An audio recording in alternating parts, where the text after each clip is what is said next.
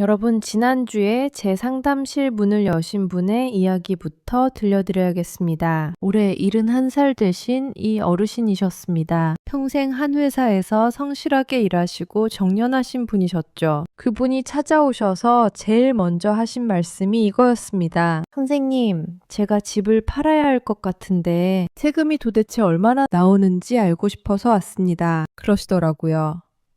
그래서 상황을 여쭤봤습니다. 그랬더니 이분은 서울에 집이 세 채 있으셨습니다. 본인이 사시는 집 하나하고 월세 받는 집 두 채였어요. 자식들한테 물려줄 생각으로 조금씩 모아서 마련하신 거였습니다. 그런데 요즘 보유세도 오르고 관리도 힘드니까 한 채는 정리하고 싶으신 거예요. 그래서 계산을 해봤습니다. 그 집을 팔면 차익이 한 9억 원 정도 나올 것 같았습니다. 문제는 여기서부터였습니다. 제가 조심스럽게 여쭤봤어요. 어르신, 혹시 언제쯤 파실 계획이세요? 그랬더니 천천히 알아보려고 했는데 왜 그러냐고 물으시더라고요. 제가 말씀드렸습니다. 지금 상황이라면 5월 초까지 파셔야 세금을 크게 아끼실 수 있습니다. 5월이 지나면 세금이 몇 배로 뛰어오릅니다. 어르신 얼굴이 하얗게 변하셨어요. 9억 원을 벌면 세금이 얼마나 나오는데요? 그래서 제가 최대치로 계산을 해서 보여드렸습니다. 최악의 경우 8억 원 가까이 나올 수도 있습니다. 어르신이 그 자리에서 멍하니 앉아 계셨습니다. 한참 있다가 이렇게 말씀하시더라고요. 9억을 벌었는데 8억을 세금으로 낸다고요? 그럼 내 손에 남는 돈은 얼마나 됩니까? 제가 죄송하지만 2억 원 남짓밖에 안 남습니다. 그랬더니 어르신이 고개를 떨구시면서 평생 모은 재산인데 이게 말이 되느냐고 하시더라고요. 저도 가슴이 아팠습니다. 이 어르신만의 문제가 아니기 때문입니다. 지금 이 순간에도 비슷한 상황에 놓이신 분들이 정말 많으십니다. 그래서 오늘은 여러분께 꼭 알려드려야 할 내용을 준비했습니다. 지금 부동산 세금 구조가 어떻게 바뀌고 있는지, 그리고 우리는 어떻게 대응해야 하는지 말씀드리겠습니다. 먼저 솔직하게 여쭤보겠습니다. 혹시 여러분 중에 이런 생각하신 분 계십니까? 나는 집 한 채밖에 없으니까 괜찮겠지. 세금 문제는 부자들 얘기지. 나랑은 상관없어. 사실 저도 처음에는 그렇게 생각했습니다. 상담 일을 오래 하기 전까지는 말이죠. 그런데 현장에서 직접 겪어보니까 생각이 완전히 달라졌습니다. 집 한 채 가지고 계신 분들도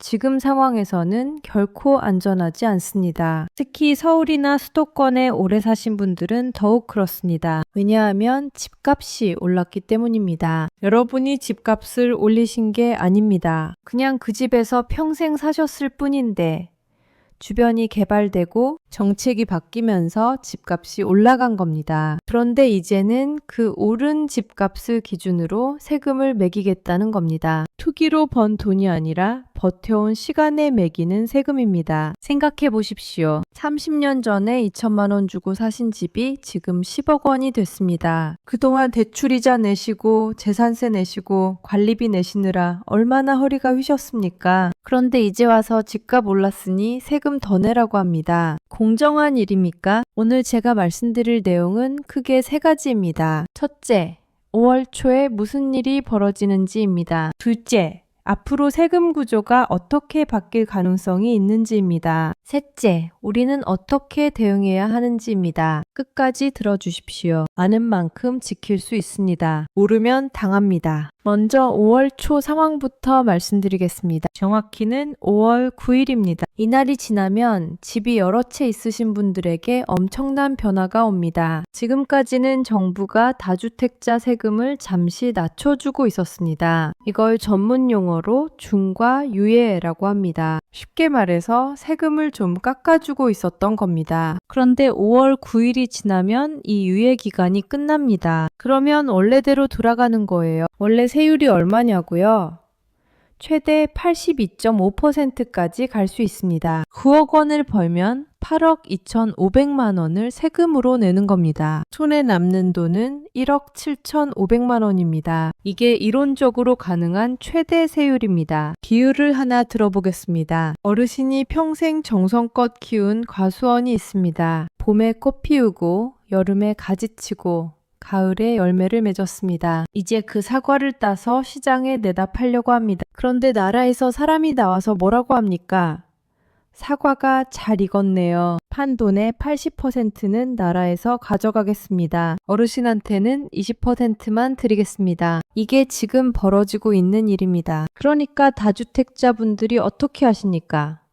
안 팝니다. 팔아봤자 세금만 잔뜩 내는 꼴이니까요. 시장에 집이 안 나오니까 집값은 안 떨어지고 전세 구하시는 분들만 고생하십니다. 악순환입니다. 그런데 여기서 더 중요한 이야기가 있습니다. 집 한 채만 가지고 계신 분들 이야기입니다. 지금 정부에서 검토하고 있는 내용이 있습니다. 아직 확정된 건 아닙니다. 하지만 여러 언론에서 계속 보도되고 있고 실제로 논의가 진행 중입니다. 무슨 내용이냐면요. 1주택자 분들이 집을 오래 가지고 계시면 세금을 깎아주는 제도가 있습니다. 이걸 장기 보유 특별공제라고 합니다. 10년 이상 한 집에서 사시면 양도 차익의 80%까지 공제해 줍니다. 쉽게 말해서 집을 팔 때 세금을 크게 줄여주는 거예요. 그런데 이 혜택을 줄이는 방안이 검토되고 있습니다. 특히 비싼 집을 가지고 계신 분들이나 그 집에 직접 안 사시는 분들한테는 공제를 적게 해주겠다는 겁니다. 만약 이게 현실이 되면 어떻게 될까요? 지금 같으면 세금 2억 원 내고 집을 팔 수 있는데 바뀌고 나면 6억 원을 내야 할 수도 있습니다. 차이가 4억 원입니다. 똑같은 집을 팔아도 언제 파느냐에 따라서 손에 쥐는 돈이 4억 원이나 차이 나는 겁니다. 그럼 구체적으로 어떤 경우에 문제가 될까요?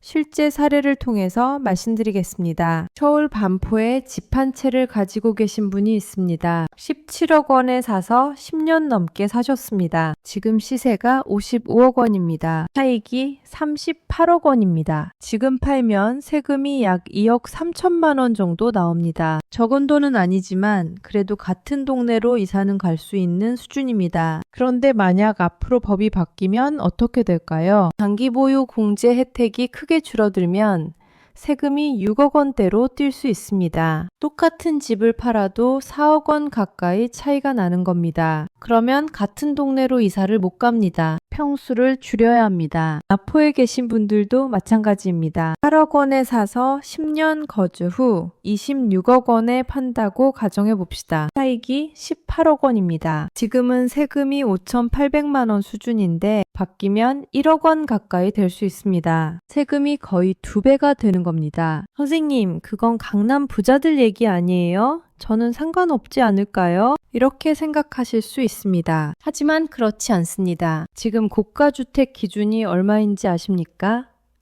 12억 원입니다. 서울에서 30평대 아파트 하나 가지고 계시면 요즘은 10억 원 넘는 집이 많습니다. 노원이나 도봉 같은 곳도 마찬가지고요. 경기도 분당이나 일산도 그렇습니다. 평생 한 곳에서 성실하게 사셨을 뿐인데 집값이 올라서 이제는 고액 자산가라는 딱지가 붙는 겁니다. 특히 조심하셔야 할 분들이 있습니다. 집은 한 채인데 그 집에 직접 안 사시는 분들입니다. 예를 들어서 건강 문제로 요양원에 계시거나 자녀분 집에서 지내시는 분들이요. 아니면 직장 때문에 다른 지역에서 사시는 분들도 계시죠. 이런 분들은 집을 전세 주고 계시는 경우가 많습니다. 그런데 이제는 이런 사정을 봐주지 않겠다는 겁니다. 직접 안 사줬으니까 투기 목적이라고 보겠다는 거예요. 그래서 세금 혜택을 줄이겠다는 겁니다. 얼마 전에 상담하러 오신 분이 계셨습니다. 70대 초반이셨는데 무릎이 안 좋으셔서 엘리베이터 있는 아들 집 근처로 이사를 가셨대요. 본인 집은 전세를 주고 계셨습니다. 15년 전에 3억 원에 사신 집인데 지금 14억 원 정도 된답니다. 이분이 물으시더라고요. 제가 건강 때문에 어쩔 수 없이 그 집을 비웠는데 그것도 투기입니까? 참 안타까운 상황입니다. 하지만 현실적으로 비거주 1주택자라는 기준에 해당되시면